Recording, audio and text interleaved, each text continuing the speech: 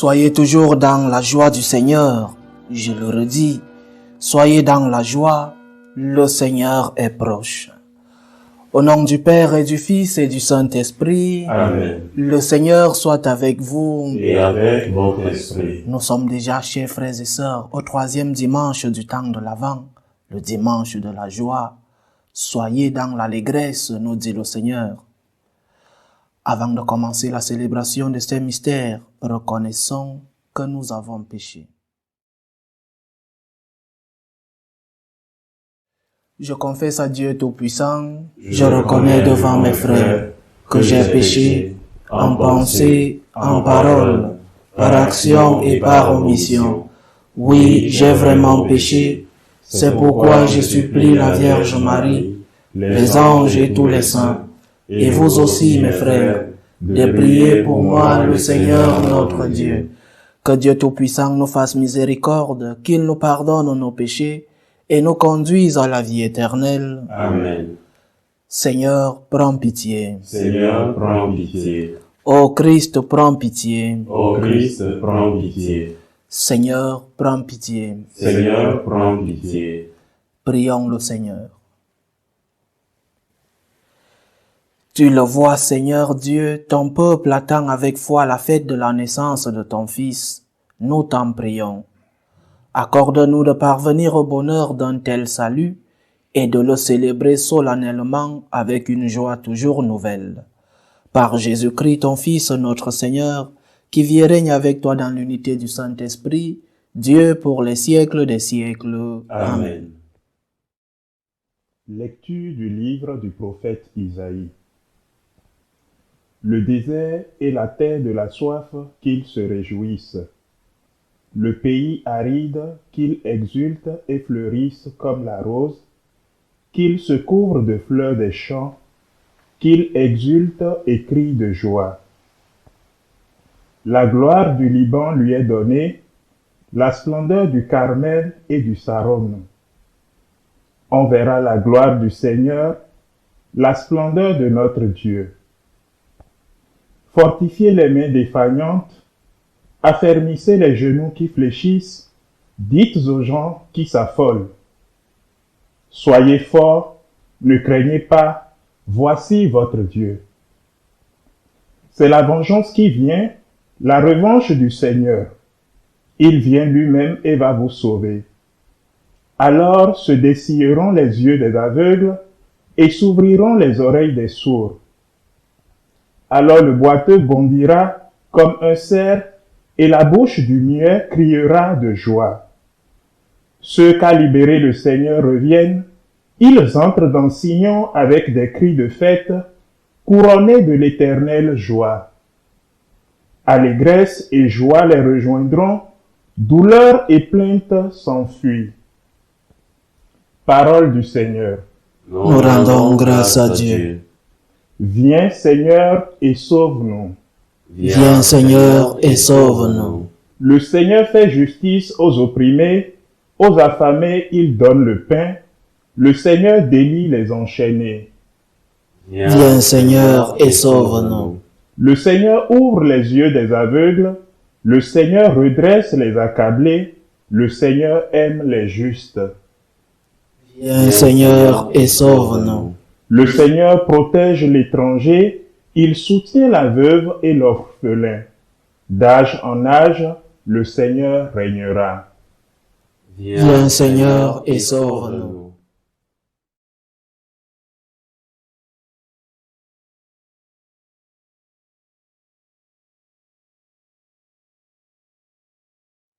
Deuxième lecture.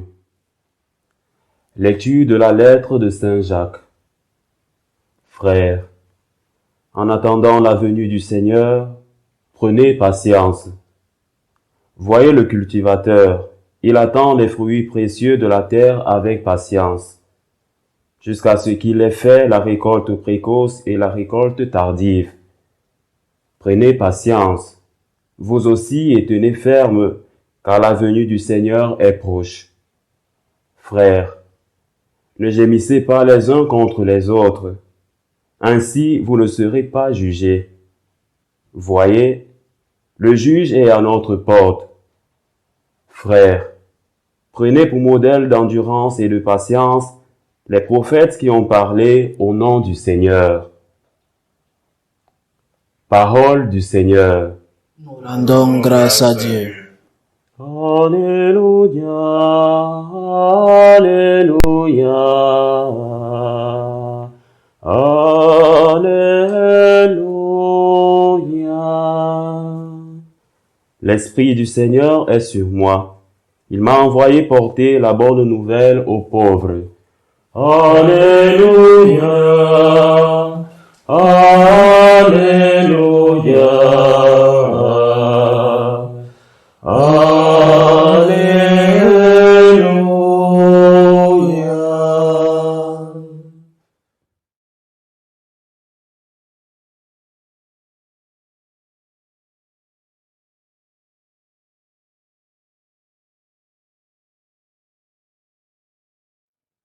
Le Seigneur soit avec vous. Et avec votre esprit. Évangile de Jésus-Christ selon saint Matthieu. Gloire à toi, Seigneur. En ce temps-là, Jean le Baptiste entendit parler dans sa prison des œuvres réalisées par le Christ. Il lui envoya ses disciples et par eux lui demanda: « Es-tu celui qui doit venir ou devons-nous en attendre un autre ?» Jésus leur répondit: « Allez annoncer à Jean ce que vous entendez et voyez. Les aveugles retrouvent la vue et les boiteux marchent. Les lépreux sont purifiés et les sourds entendent. Les morts ressuscitent et les pauvres reçoivent la bonne nouvelle. Heureux celui pour qui je ne suis pas une occasion de chute. » Tandis que les envoyés de Jean s'en allaient, Jésus se mit à dire aux foules à propos de Jean: « Qu'êtes-vous allés regarder au désert? Un roseau agité par le vent? Alors, qu'êtes-vous donc allés voir? Un homme habillé de façon raffinée? Mais ceux qui portent de tels vêtements vivent dans les palais des rois. Alors, qu'êtes-vous allés voir? Un prophète? Oui, je vous le dis, et bien plus qu'un prophète. C'est de lui qu'il est écrit: « Voici que j'envoie mon messager en avant pour préparer le chemin devant toi. » Amen, je vous le dis, parmi ceux qui sont nés d'une femme, personne ne s'est levé de plus grand que Jean le Baptiste. Et cependant, le plus petit dans le royaume des cieux est plus grand que lui. Acclamons la parole de Dieu. Louange à toi, Seigneur Jésus. Il y a déjà des années, et je crois que cela depuis la fin ou alors les années après le Concile Vatican II, où s'est installée au départ une théorie un peu plus secrète, une théorie qui avait des fondements sur ce qu'ils ont appelé l'esprit du concile, c'est-à-dire ce que les documents du concile ont écrit, il fallait les interpréter. Et cette théorie, cette politique qui a commencé, je répète, secrètement, se rend publique de jour en jour ces dernières années, est mise sur pied un concept appelé la nouvelle Église. Les fondateurs, les théoriciens de cette nouvelle Église, qui sont les mêmes, ou alors qui sont ceux qui sont les suivants les fondateurs, les théoriciens de l'esprit du concile, veulent fonder une nouvelle Église. Ils veulent faire une autre Église, mais dans l'Église catholique, dans l'Église fondée par le Seigneur. Le concept, c'est la nouvelle Église, et elle est publique. Ces théoriciens mettent déjà en pratique ce qu'est cette nouvelle Église. Ces théoriciens défendent déjà publiquement des grandes personnes, des grandes têtes de l'Église défendent déjà cette nouvelle Église publiquement. Ils veulent fonder une autre Église. Pas réformer celle que nous avons déjà. Fonder une autre, mais dans la même Église catholique. Pas une Église en ruine qui doit être fondée. Quand le Seigneur apparaît à Saint François d'Assise, il lui dit « Répare mon Église qui est en ruine, mais répare mon Église. » Il ne lui dit pas « Va construire une nouvelle Église, va fonder une nouvelle Église. » Non, répare ma maison, répare cette Église. Mais nos nouveaux théoriciens qui mettent déjà en pratique ce qu'ils appellent la nouvelle Église veulent fonder une autre. Ils ont honte de Jésus. Ils ont honte de la doctrine de l'Église. Ils ont honte même déjà du fondateur de notre Église. Et Jésus le dit, « Heureux celui pour qui je ne suis pas une occasion de chute. » Jésus est pour eux une occasion de chute. Ils ont honte de Jésus. Ils sont scandalisés par le message chrétien. Alors, il faut l'adapter au goût du monde, la nouvelle Église. Mais Jésus, répondant à ses disciples de Saint Jean le Baptiste qui lui demandent s'il est celui-là que les Juifs attendaient, s'il est le Messie, Jésus nous donne deux caractéristiques de ce qu'est l'Église. Jésus donne l'identité même de ce que sera l'Église. Quelles sont ces caractéristiques? Jésus dit, « Les aveugles retrouvent la vue et les boiteux marchent. Les lépreux sont purifiés et les sourds entendent. Les morts ressuscitent et les pauvres reçoivent la bonne nouvelle. » Jésus parle des faits, pas de ce qui arrivera, mais de ce qui est déjà en train d'arriver. Et Jésus nous parle ici, comme je dis, des deux dimensions de notre Église, qui sont aussi les dimensions de la croix, une dimension verticale et une dimension horizontale. Quelle est la dimension verticale? Les pauvres reçoivent la bonne nouvelle. Une Église qui ne parle pas de Dieu, une Église qui ne transmet pas la bonne nouvelle, une Église qui ne rapproche pas l'homme de Dieu et Dieu de l'homme, n'est pas l'Église du Christ. Et l'autre dimension, la dimension horizontale, la charité, les œuvres sociales. Notre Église a ces deux dimensions. La dimension charitable, les aveugles retrouvent la vue, les boiteux marchent, les lépreux sont purifiés. Et l'autre dimension, la dimension verticale, les pauvres reçoivent la bonne nouvelle. Nous avons voulu, ou alors ces théoriciens, ont voulu enlever une des dimensions. Il faut rester avec l'Église sociale, cette Église qui aide seulement les pauvres, cette Église qui construit les collèges, cette Église qui ouvre des léproseries, des hôpitaux. C'est une seule dimension de l'Église. Le Seigneur parle de deux caractéristiques de notre Église, la charité et la spiritualité. Et les deux vont ensemble. Une Église qui est seulement centrée dans la charité, seulement et principalement dans les œuvres sociales, n'est pas l'Église du Christ.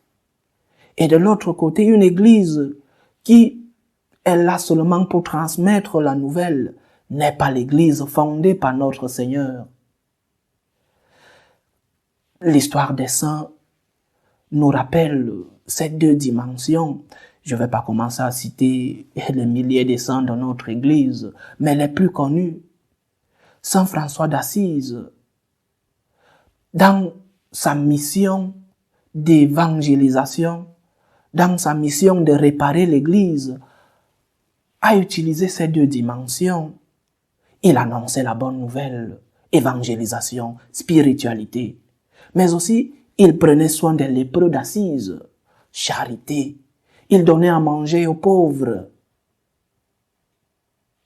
Le Padre Pio, qui est le grand confesseur que nous connaissons, évangélisateur, missionnaire, mais il a ouvert un hôpital pour les pauvres. Notre Église doit avoir ces deux dimensions, chers frères et sœurs. Charité, prendre soin des pauvres, nourrir les affamés, revêtir ceux qui sont nus. Et en plus, leur transmettre la bonne nouvelle du Seigneur, leur parler de Dieu. L'Église doit rapprocher l'homme de Dieu et Dieu des hommes. C'est cela la mission que le Seigneur nous a laissée. C'est cela l'identité de notre Église. Moi, je me sens fier d'appartenir à cette Église, pas à la nouvelle qui est en train d'être fondée. Je suis fier d'appartenir à l'Église du Christ qui est charitable et spirituelle. Ne soyons pas ceux qui ont honte de Jésus. Ne soyons pas scandalisés par le message chrétien, parce que le Seigneur nous dit « Heureux celui pour qui je ne suis pas une occasion de chute ». L'identité de notre Église est charité et spiritualité. Nourrissons les pauvres, guérissons les malades, mais aussi transmettons la bonne nouvelle, évangélisation. Loué soit Jésus-Christ. À jamais.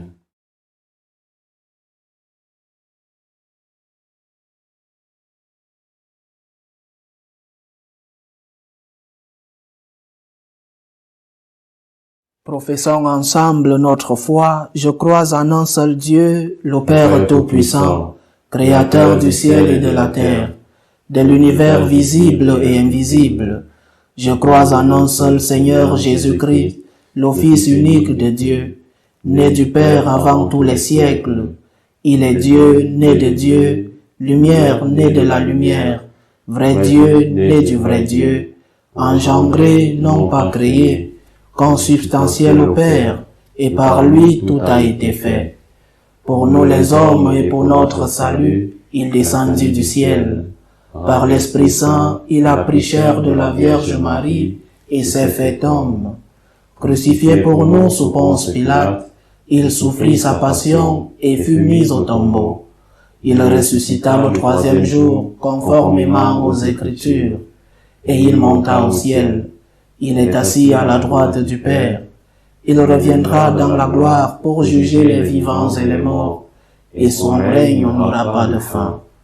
Je crois en l'Esprit Saint, qui est Seigneur et qui donne la vie. Il procède du Père et du Fils. Avec le Père et le Fils, il reçoit même adoration et même gloire. Il a parlé par les prophètes. Je crois en l'Église, une, sainte, catholique et apostolique. Je reconnais un seul baptême pour le pardon des péchés. J'attends la résurrection des morts et la vie du monde à venir. Amen. Présentons nos demandes, nos supplications à notre Dieu. Pour la Sainte Église, pour le pape, les évêques, les prêtres, prions le Seigneur. Seigneur, écoute et prends pitié.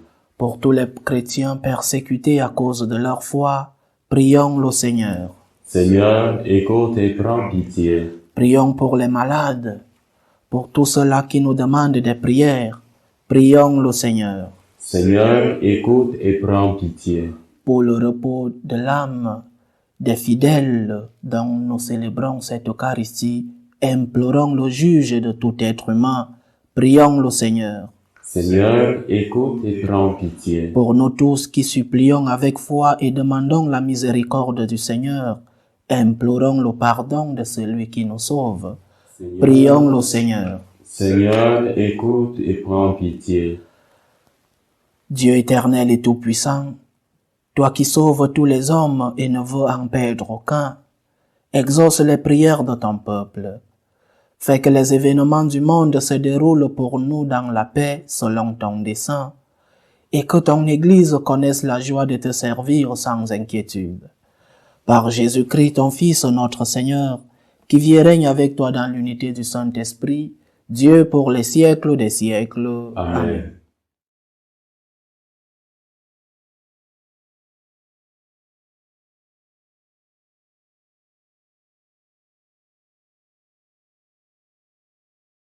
Tu es béni, Seigneur Dieu de l'univers. Nous avons reçu de ta bonté le pain que nous te présentons, fruit de la terre et du travail des hommes.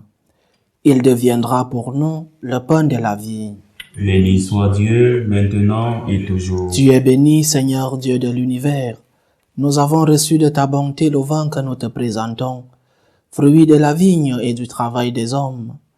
Il deviendra pour nous le vin du royaume éternel. Béni soit Dieu, maintenant et toujours.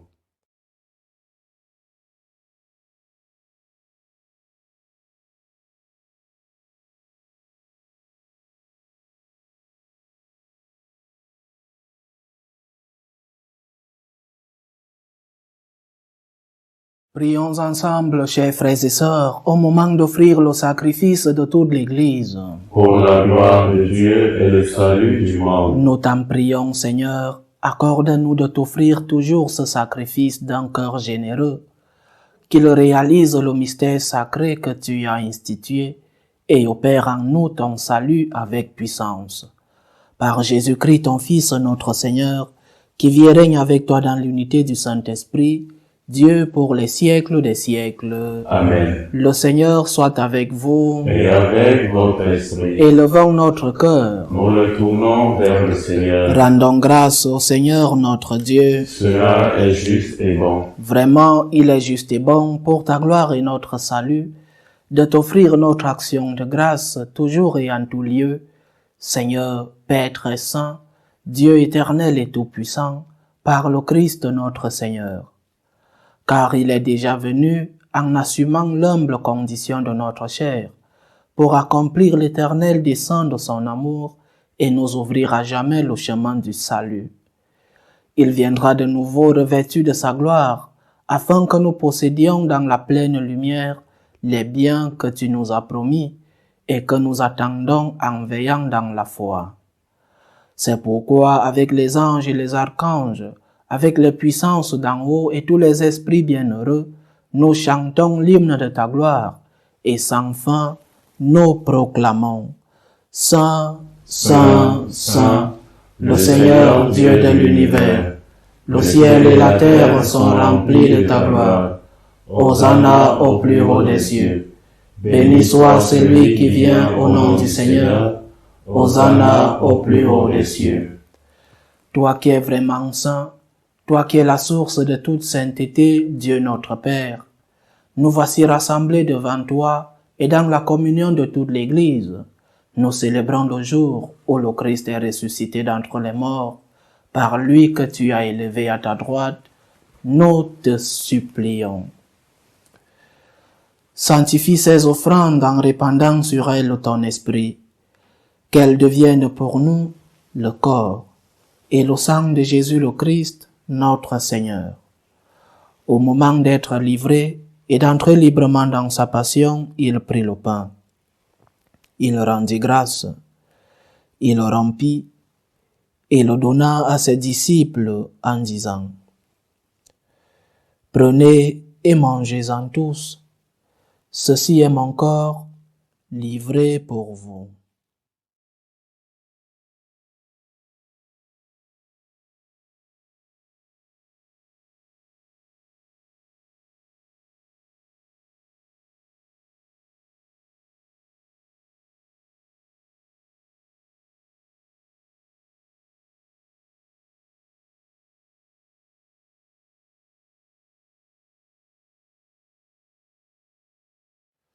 De même, après le repas, il prit la coupe.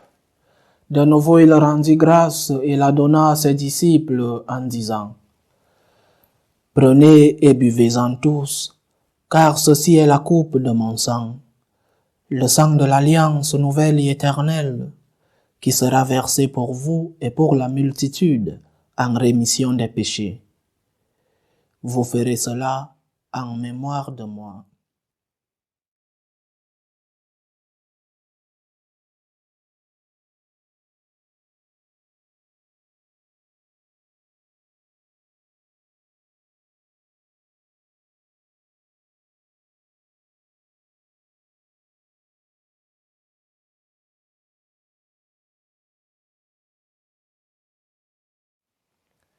Il est grand le mystère de la foi. Nous annonçons ta mort, Seigneur Jésus. Nous proclamons ta résurrection. Nous attendons ta venue dans la gloire. En faisant ainsi mémoire de la mort et de la résurrection de ton Fils, nous t'offrons, Seigneur, le pain de la vie et la coupe du salut, et nous te rendons grâce, car tu nous as estimés dignes de nous tenir devant toi pour te servir. Humblement, nous te demandons qu'en ayant part au corps et au sang du Christ, nous soyons rassemblés par l'Esprit Saint en un seul corps. Souviens-toi, Seigneur, de ton Église répandue à travers le monde. Fais-la grandir dans ta charité, en union avec notre pape François, tous les évêques, les prêtres et les diacres. Souviens-toi aussi de nos frères et sœurs qui se sont endormis dans l'espérance de la résurrection, de ton fils Luc Bertin, et souviens-toi dans ta miséricorde de tous les défunts.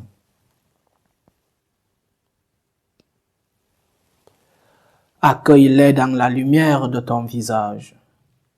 Sur nous tous, enfin, nous implorons ta bonté. Permets qu'avec la Vierge Marie, la bienheureuse Mère de Dieu, avec Saint Joseph son époux, les apôtres et tous les saints qui ont fait ta joie au long des âges, nous ayons part à la vie éternelle et que nous chantions ta louange et ta gloire par ton Fils, Jésus le Christ. Par lui, avec lui et en lui, à toi, Dieu le Père Tout-Puissant, dans l'unité du Saint-Esprit, tout honneur et toute gloire pour les siècles des siècles. Amen. Comme nous l'avons appris du Sauveur et selon son commandement, nous osons dire: Notre Père qui es aux cieux, que ton nom soit sanctifié, que ton règne vienne, que ta volonté soit faite sur la terre comme au ciel. Donne-nous aujourd'hui notre pain de ce jour. Pardonne-nous nos offenses, comme nous pardonnons aussi à ceux qui nous ont offensés. Et ne nous laisse pas entrer en tentation, mais délivre-nous du mal.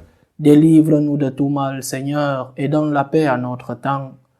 Soutenus par ta miséricorde, nous serons libérés de tout péché, à l'abri de toute épreuve.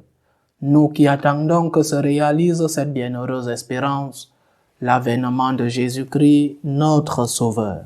Car c'est à toi qu'appartiennent le règne, la puissance et la gloire, pour les siècles des siècles. Seigneur Jésus-Christ, tu as dit à tes apôtres: Je vous laisse la paix, je vous donne ma paix.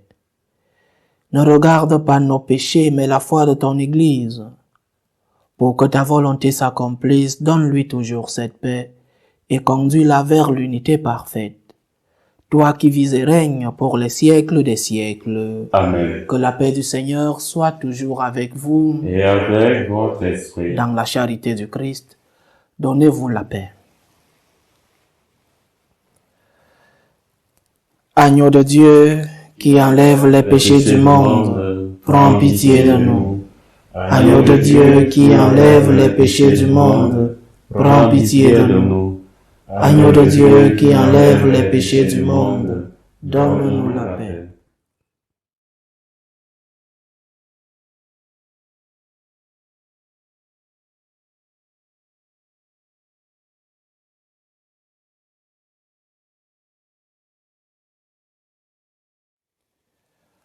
Voici l'agneau de Dieu. Voici celui qui enlève les péchés du monde. Heureux les invités au repas des noces de l'agneau. Seigneur, Je ne suis pas digne de te recevoir, mais dis seulement une parole et je serai guéri. Que le corps et le sang du Christ nous gardent pour la vie éternelle. Amen.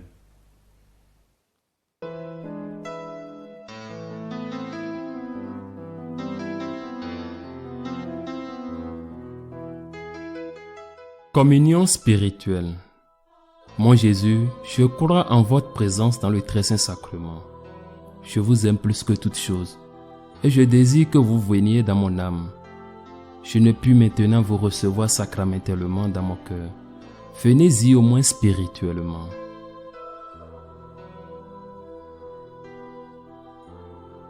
Je vous embrasse comme si vous étiez déjà venu, et je m'unis à vous tout entier. Ne permettez pas que j'aie jamais le malheur de me séparer de vous. Amen.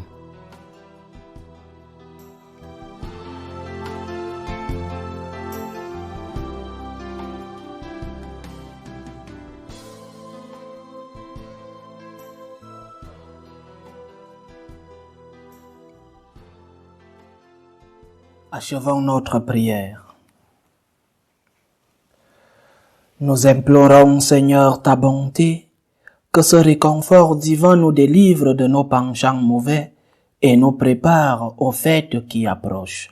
Par Jésus-Christ, ton Fils, notre Seigneur, qui vit et règne avec toi dans l'unité du Saint-Esprit, Dieu pour les siècles des siècles. Amen. Le Seigneur soit avec vous. Et avec votre esprit. Que Dieu Tout-Puissant vous bénisse, le Père, le Fils et le Saint-Esprit. Amen. Allez dans la paix du Christ. Nous rendons grâce à Dieu. Je vous salue Marie, Pleine de grâce, le Seigneur est avec vous.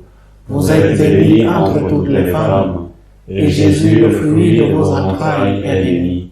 Sainte Marie, Mère de Dieu, priez pour nous pauvres pécheurs, maintenant et à l'heure de notre mort. Amen.